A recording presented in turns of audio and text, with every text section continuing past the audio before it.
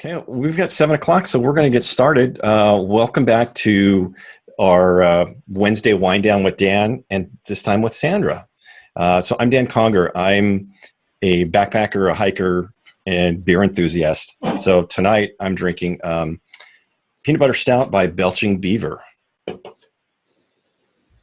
And I am drinking a margarita. Cheers. Okay, well, wonderful, Sandra. Thanks for being here. We're going to be talking about gear, and I have a gear list that I'll put on screen in a little bit, but I've got a paper copy in it, which I'll be able to share with y'all. It's a gear list that works. It's my gear list. Sandra has some similarities. She has some differences. We'll kind of compare and contrast. But this gear list, with a few exceptions, works well for a week-long trip in the Sierras. And with a few, pull a few things out, it works great for a weekend trip.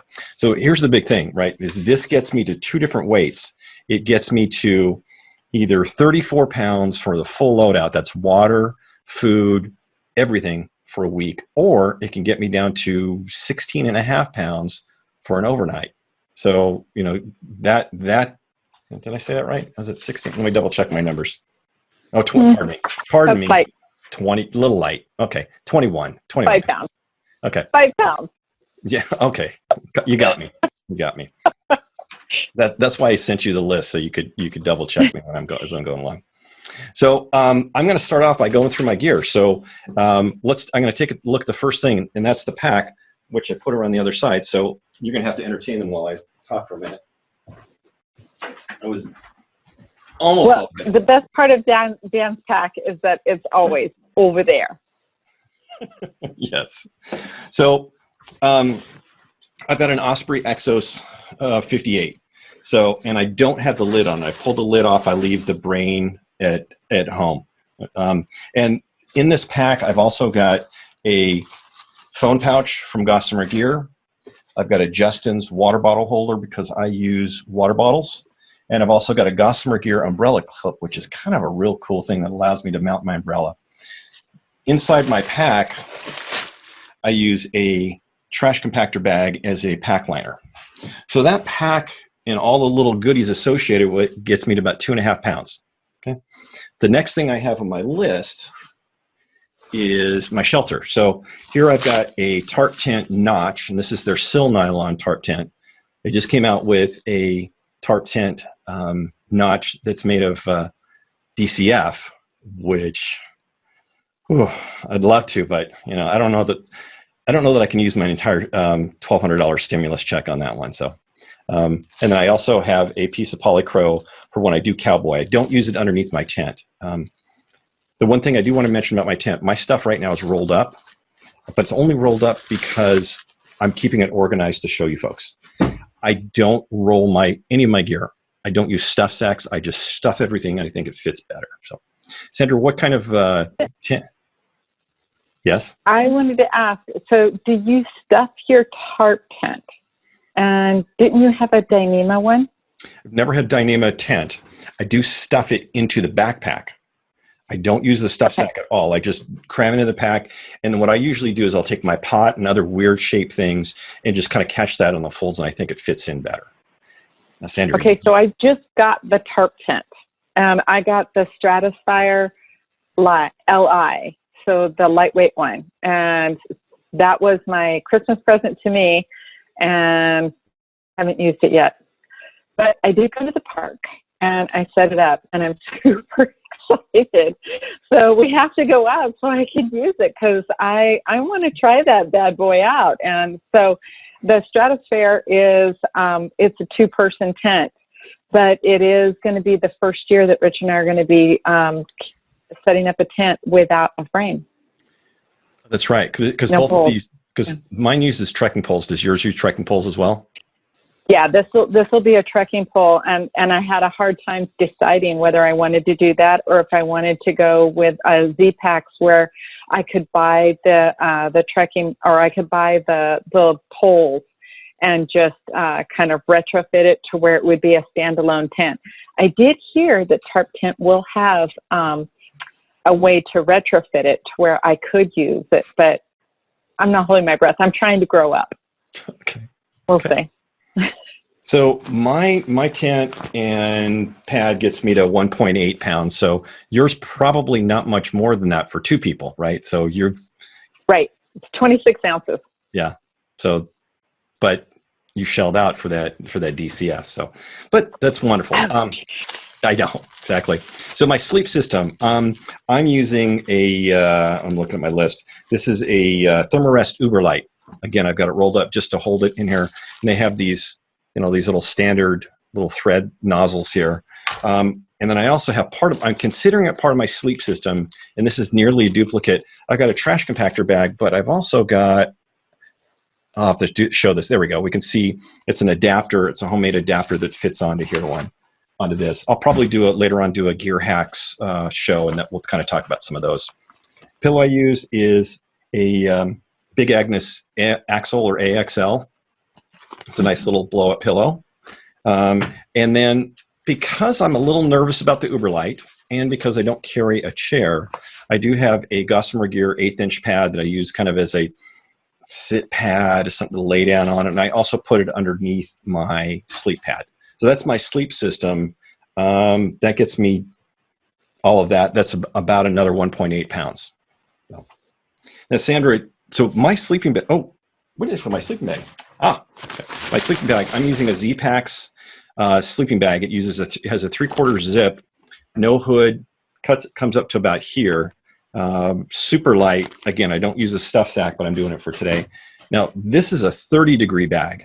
Took me a little while to get comfortable with using a 30-degree bag. Now, Sandra, you also have a Z-Packs bag, right? I do, but I have the 10-degree because I'm always so cold. No matter what, I'm cold. So I have the 10-degree bag. That one, it is much lighter than my 0-degree bag, which is more of a full feather. And that one, I'll take my 0-degree bag when we go snow camping. So I'll still opt in for the heavier one, but it's like 3 pounds.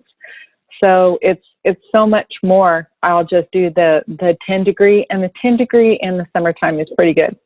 Okay. Yeah. So I've kind of, and this is one of those things, right? Is you can trade gear for experience. So it's took me a while to realize that I'm okay with the 30-degree bag. I have never been particularly cold. When I'm slightly cold, I'll put on my base layer, but that's all I've ever needed. But I've known that, right? And I think I tried giving you advice one time on temperature, and we're still friends. Silly boy. The best part is that also with a little bit of experience, I notice that I relax a little bit more, especially at night. I'm not nervous to go to bed, and if I'm not nervous to go to bed, I do sleep warmer. The first year when we were doing this, and the first WBC class, I was so scared every night of being cold. I actually made myself cold by being so tense, and so now I just relax into it. It's just like any other night, and so it's not a problem. Sure. Okay. On clothing, this is one of the few times I carry a mesh stuff sack. So in this stuff sack, I've got a fleece gloves and a warm hat. What's really interesting, even in summer trips, I bring a warm hat, even if I'm on lower elevation. It's amazing what a warm hat can do to make you comfortable. And then besides the shirt that I'm wearing, I just wear a lightweight synthetic t-shirt. I think I got this from Target for $10 type of thing. This is my sleep shirt. It's my shirt if I go swimming in the lake after I get cleaned up, because you're never really fully clean when you're backpacking. After I get rinsed off, maybe the big chunk scrubbed off, I'll wear that and then wear that to bed. Of course, you got to have some sort of bandana. And this is my favorite bandana because this is a Dogfish Head bandana. So it's a yay beer bandana. And then I have extra socks and extra underwear. That's all I have on a weekend. That's all I have for a week. I don't carry any extra clothing. So I have a pair of socks to wash and a pair of socks to wear, a pair of underwear to wear, the same, and the same with the shirt. And Sandra, are you about the same on your clothing? About one extra? Pretty close. Yeah. I'm pretty close. I'll take 2 extra pairs of underwear and 2 extra pairs of socks. I just feel like they take too long to dry. And I like to change those when I get into camp and then the next morning. And Oh, okay. so I'll actually wear both pair. And so I'm constantly doing laundry. And then I'll also sleep in a pair of long john pants. Okay. So And that's gotta be extra. but I don't have sleeping socks. I can't, Mm. I can't do the sleeping socks. So at least I'm not, you know, kind of adding up onto those. Yeah. So, but the sleeping long johns are great with a long sleeve shirt as well, because I do run so cold in that I don't want any chill on my skin. So this is one of my insulating layers. This is a Patagonia R1 hoodie, and ridiculous expensive for what it is, but I love it. It's like the older I get, the more I'm willing to spend on gear. It has that really cool grid fleece in there. It's super thin, super light, but I can wear this under lots of different layers, and it does a tremendous amount. Bundle that up with my lightweight down. This is a Patagonia down sweater. Those two, and I'm warm for just about anything. Now, sounds like you have maybe one extra layer because you have some very similar layers in your layering system, right? I have the thermal shirt, but this year for Christmas, Rich got me the alpaca shirt. And so I'm going to try that, and it's got a hood. So I may leave my hat at home because I have my down hat that goes with my sleeping bag. Mm-hmm. And so I sleep with a down hat on. And so I think I'm going to leave my hat at home. And I'll just have the alpaca. And then the same thing, I have a down jacket and a raincoat. Okay.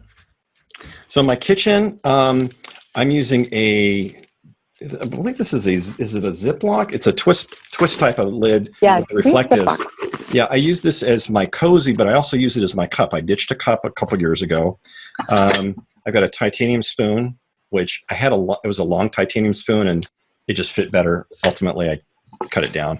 Kind of got these cool little rubber bands. I've got those details in there. And in my pot, I've just got fuel, windscreen filter, or excuse me, a lighter, and the stove itself. And I'm using a pocket rocket stove. That's my. Oh, the other thing that goes in my kitchen, and this is one of the optional ones, is Bear Can, right? So this is the Barricade Weekender. It's a carbon fiber. This was my splurge last year. What's great is I can fit 7 days in this, and we'll talk about that'll be when we get to food. That'll be one of the things we talk about. So if I have the Bear Can, my whole kitchen is like 2.5 pounds. So without the Bear Can, it's well under that because the Bear Can's a lot more. Hydration's the next thing up.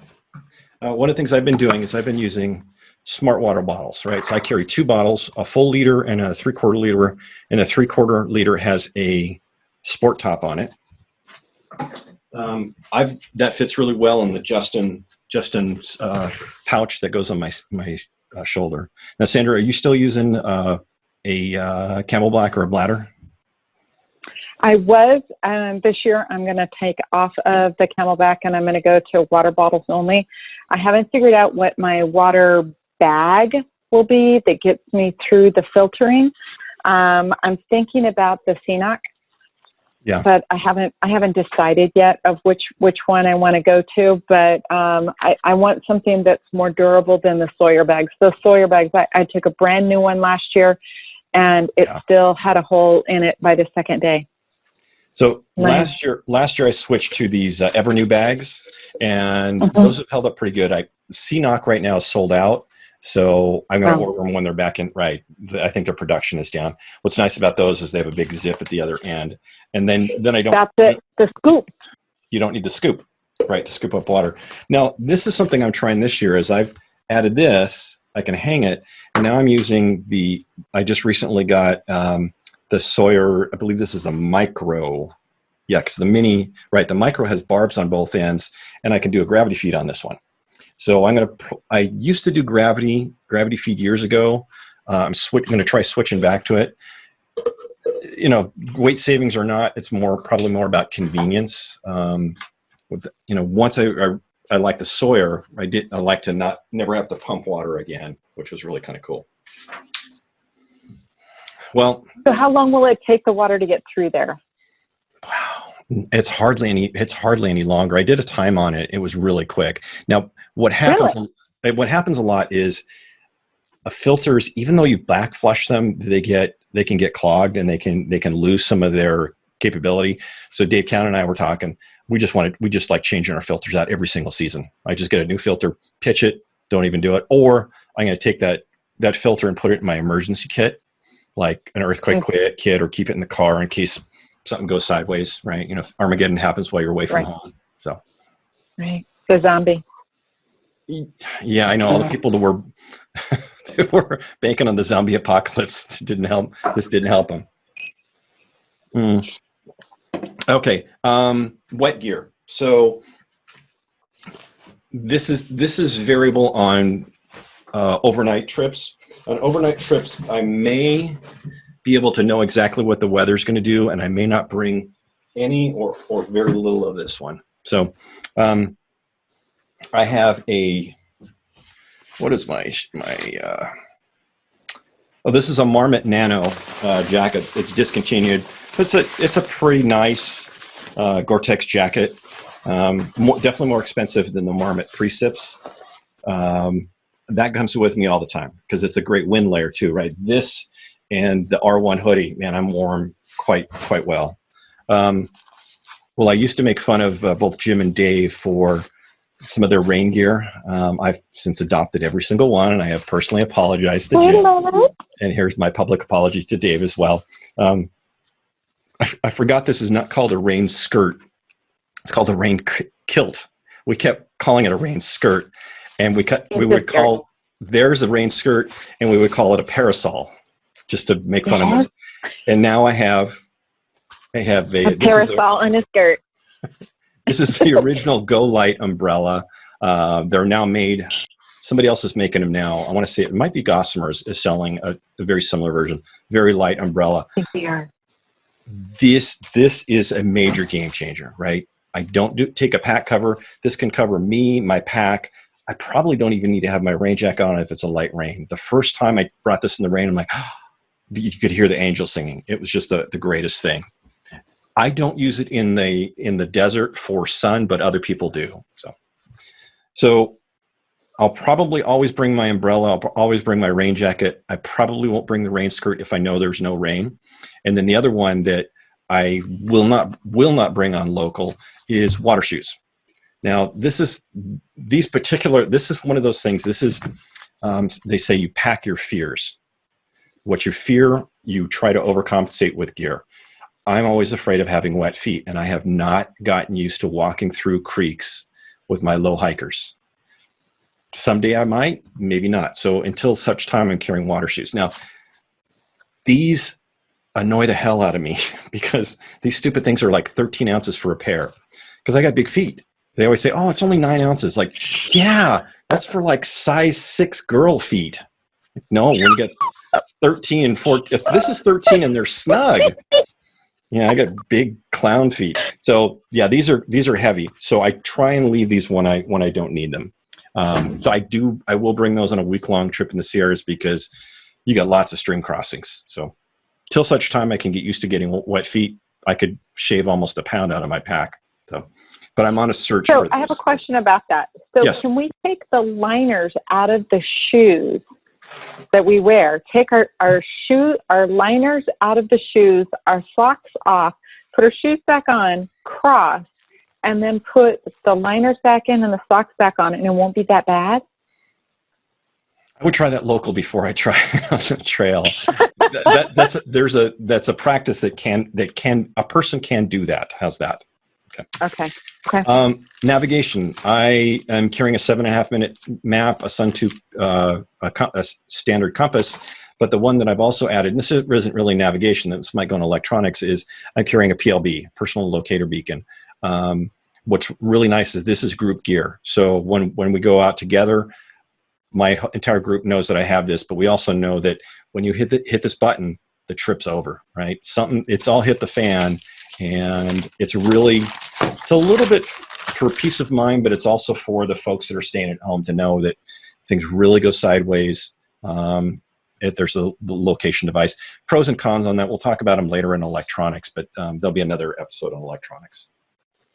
I am just downloaded Caltopo application, and I need to practice with that in the field for downloadable maps. So I'll probably still carry some version of a paper map. I probably won't ever go all electronic. Hygiene. On my hygiene, I'm not going to open up the bag, but this is my poop kit, right? So, well, actually, the only thing I am going to show you on here. So I've got toilet paper, sanitizer. I've got my toothbrush. Actually, toothbrush is in a different bag. It's not in this bag. Sunscreen, bug spray, and then yes, and then I've ditched my old orange trowel from using a snow stake, and my trail name's MacGyver. I've shortened it because it fits in the bag better, right? Not to save weight, but this is what I use to dig a cat hole. So that's the extent of my hygiene. I do have some foot balm. Sandra, you were just talking about you carry a little bit more. You carry probably a little more soap. I do. Yeah. I go all out for luxury, and I bring a shower. So this just hooks up to my hydration bag, and I take a shower. And so if I'm not going to wash my hair, I still, when we make camp and everybody goes and gets off into the lake or into the stream, I go the other direction of all the boys, and I climb up and I find a tree, I hang my hydration pouch, and I take a shower. And so I will take one of the small bottles of Dr. Bronner's, and I'll take either a half a bottle or a full bottle. And that's everything. I can wash my hands, I can wash my body, I can do laundry, I can wash my hair, I can do everything with that one bottle. Nice. Yeah. So luxury item, that brings me to my luxury items. And my luxury items is my electronics. So my electronics, because I'm a nerd and because I'm getting into video and sound recording, is I've got a set of earbuds. Of course, I've got a battery bank. This is the Anchor 10,000 milliamps. So it's the smaller one. My brother had brought the one twice the size, and most people don't need that for an entire week. And of course the charge cables, but I also am carrying a Rode microphone, a little mini tripod, and a couple other things that are unique to me. So, my electronics / luxury items, that's a little over a pound, right? So I got 1.3 pounds. So I'm committed to that. Now, if I was still shooting photography, my camera and my lens might be my luxury item, but this is something that brings a lot for me. It's really valuable to me. I don't know how I missed it. Maybe I don't know where I missed the whole section of miscellaneous. I'm going to back up to this one. So in my miscellaneous, I've got a first aid and repair kit, right? So the thing about a first aid kit is you want it to be waterproof. So this is a waterproof roll top, and you want it to be appropriate to what you know. So my first aid level is in here, and plus what I'm willing to carry. The other two things I've got in my miscellaneous is, I use a mini Leatherman and a headlamp. I could probably downsize my headlamp a little bit, but since it's only 3 ounces, it's not something it's not high on my priority list. I've also got my prescription sunglasses. So those are kind of through my luxury items. Sandra, do you have any other luxury items that you bring? I do bring my, so I wear glasses, and so I won't wear my contacts while we're on a trip. I tried that, and I wasn't feeling the love. I was mostly afraid I was going to get an eye infection because I'm never quite sure how clean my hands are. And so I decided full glasses. And so I will bring my regular glasses and my sunglasses. And so I've got that case and all that extraness that goes with it. And then I take my phone. And so I use my phone as my camera. And I bring my GPS. I really love having my GPS with me because it kind of it can help us center in a little bit more. And we played with it a little bit on the trail, and has a camera in it as well. And so it can geotag where we've been. And I kind of like geotagging some of the pictures to where I can zero in exactly where we were. Nice. So I'm just putting up my gear list here. So this is what I've been talking about. So one of the things that, right, if you're trying to keep track of your weight, is to weigh everything and put it in a list. The categories you put them in is completely up to you. But there's my packing, the shelter, my sleep system. I put subtotals so I could explain them a little better. There's my clothing, the kitchen, the bear can is the optional. There's my hydration system, my wet gear, the optional items, miscellaneous, the navigation. And then this is essentially what we might call my base weight. And then this is, now some people might put the bear can in the base weight or not. And then if I'm all completely loaded with food and water and fuel and my personal crap, I'm about 34 pounds for the week. So that's pretty close. How much weight is in quarters? Those stay in the car. Those are for the don't ever forget the shower at the trailhead. It's super valuable. So I have put my gear list online. It's actually in Google Drive. That'll take you right to my Google Drive. It's shareable. You can see it.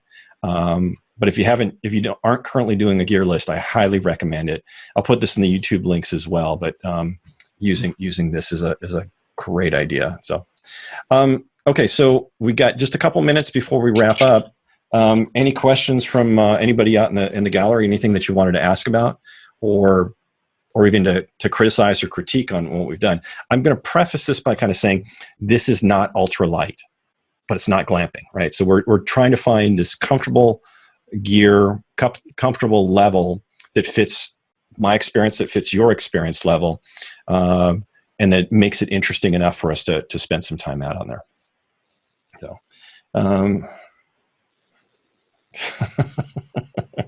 no particularly. Oh, okay. Kelly's, I leave the brain at home, a quote that will come back into play this summer. Indeed, we do leave the brain at home. Yes. I think one of the things to also remember is to have, your clean clothes and your soap or whatever it is at the car. You're not going to bring that with you. Nikki did ask, do you bring a backup power supply for my phone? So yeah, if I'm going on an overnight, I won't. But if I'm going on a week long, I definitely do that small brick. And there's some, it takes a while to figure out the right size power bank to bring, but there's a little bit of learning, right? Because the first time I brought a big giant brick, didn't need it. Another time I brought a little tiny one, ran out, and I was trying to mooch off of someone else's power. Thank you, Mike. Yeah, that's right. That's because Mike brought the car battery, and we were like, oh, sure. And he let me mooch power too. So always, thank you, Mike. Yes. So what I did last year with my brother is he's been always out of our group. He's always been one of those people that's had the heaviest pack. And I sent him a copy of the list, but I hid all of my weights. And I just said, start putting your stuff in there. Just start entering it in there. And then we got together and we finished weighing out his gear. And then we unhid the cells that showed mine. He's like, wait a minute, you mean my sleeping bag could be 12 ounces? I'm like, yeah, you got a 3-pound sleeping bag. You got 2+ pounds to shave. So we were able to, shave some weight from him. Anything else that you wanted to add, Sandra? Not a little light on questions tonight. That's okay. Yeah, I don't really think so. I think mostly it's figuring out who you are and who you want to be out onto the trail. And so I know that I've changed over the years where I was a lot more fussy, and I do have an ability to kind of usually the first day that we're out there, I start shaking things off. I might hit the trail a little bit hard and fast, but then by that night, I can kind of put down some of that fussiness to where it's just we're out there just to have fun, and you don't need all the things you think you need.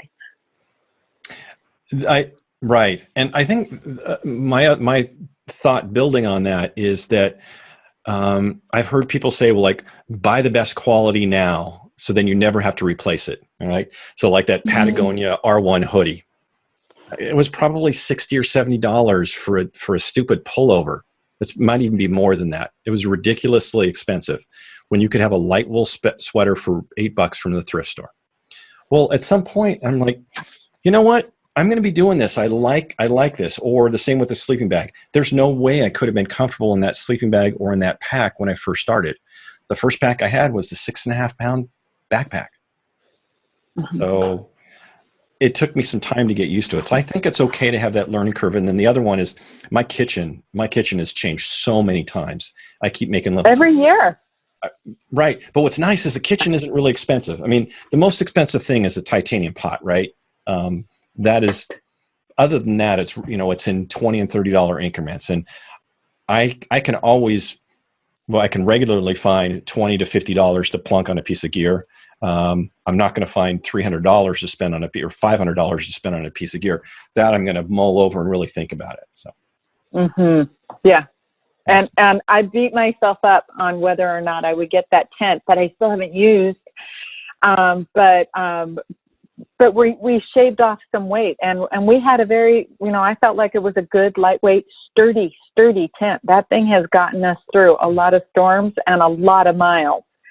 And it was only $139 for that original tent. So yeah, it's still staying into the queue of something to use in the future. Beautiful. Okay, well, I think we're right. I can look right over Sandra's shoulder. We're at like 7:32, so we're right at time. Enough clocks behind you there. Like my wall? Nice, very nice. So I'll put this up on YouTube. I'll probably get to it tomorrow. Probably won't be tonight. They'll be up there, and we'll be back next week. Next week, Kelly's going to be joining me for a travel log on the North Lake to South Lake route. So that was the first trip he came on with us. So it'll be interesting to see what that looks like. So thank you all for joining. We will be seeing you hopefully next week or on YouTube. Night, everybody. Night.